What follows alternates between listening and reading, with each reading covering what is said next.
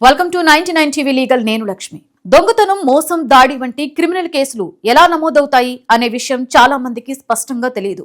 కానీ ప్రతి పౌరుడికి ఇది తెలుసుకోవడం చాలా అవసరం. ఎందుకంటే ఏదైనా సమస్య ఎదురైనప్పుడు సరైన విధంగా పోలీసులకు ఫిర్యాదు చేయడం, చట్టపరంగా ముందుకు వెళ్లడం చాలా ముఖ్యం. భారతదేశంలో క్రిమినల్ కేసులు ప్రధానంగా భారతీయ శిక్షా స్మృతి క్రిమినల్ ప్రొసీడర్ కోడ్ ప్రకారం నమోదవుతాయి.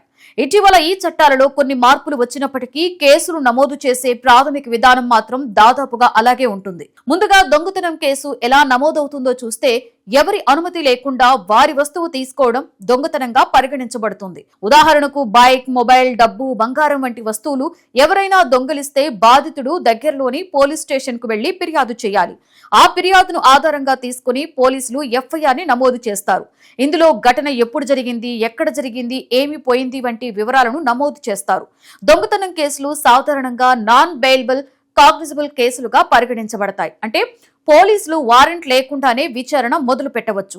మోసం కేసు విషయానికి వస్తే, ఎవరికైనా నమ్మకం కలిగించి తప్పుడు హామీలు ఇచ్చి డబ్బు లేదా ఆస్తి తీసుకోవడం మోసంగా పరిగణించబడుతుంది.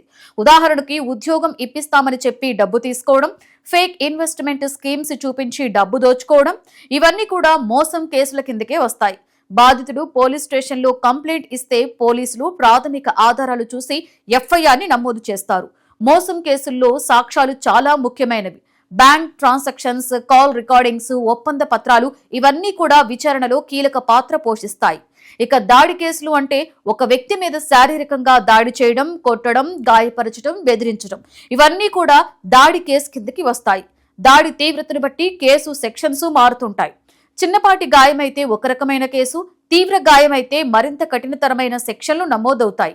బాధితుడు పోలీసులకు ఫిర్యాదు చేయడంతో పాటుగా మెడికల్ రిపోర్టు కూడా చాలా ముఖ్యం. ఎందుకంటే గాయాల తీవ్రతను నిరూపించడానికి అది ప్రధానమైన ఆధారం. ఈ 3 రకాల కేసుల్లోనూ మొదటి స్టెప్ ఎఫ్ఐఆర్ నమోదు చేయడం. ఎఫ్ఐఆర్ అంటే ఫస్ట్ ఇన్ఫర్మేషన్ రిపోర్ట్.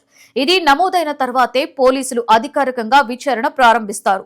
ఒకసారి ఎఫ్ఐఆర్ నమోదైతే పోలీసులు సాక్ష్యాలు సేకరిస్తారు, సాక్షులను విచారిస్తారు, అవసరమైతే నిందితులను అరెస్టు చేస్తారు.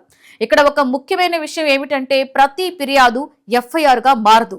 కొన్ని సందర్భాలలో పోలీసులు ముందుగా ప్రాథమిక విచారణ చేసి అది క్రిమినల్ కేసు కిందకి వస్తుందా లేదా అనేది నిర్ణయిస్తారు. అయితే కాగ్నిజబుల్ అఫెన్సెస్ అంటే దొంగతనం, దాడి, మోసం వంటి కేసుల్లో సాధారణంగా ఎఫ్ఐఆర్ నమోదు చేయవలసిందే.